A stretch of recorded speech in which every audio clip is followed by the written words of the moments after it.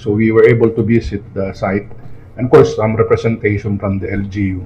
So yeah, right now, on process sila, so they are very eager to really push for the production, but right now they are actually doing some clearing, and at the same time ang pag apply no sa mga requirement mga permits, especially for the environmental aspect.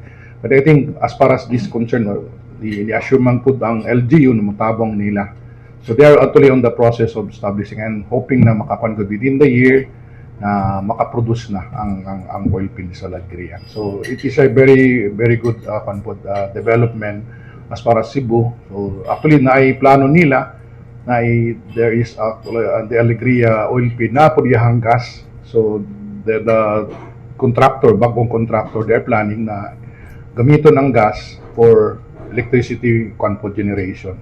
And at the same time, of course, ay mga they are also planning to put up mini refinery para i-produce nila ang diesel, which is right now a very demanding petroleum products, especially sa Cebu, and at the same time labi na sa tuang mga island grid. So in need good, no. So these are the plans of the new contractor na we're hoping madayon good and of course ma-materialize.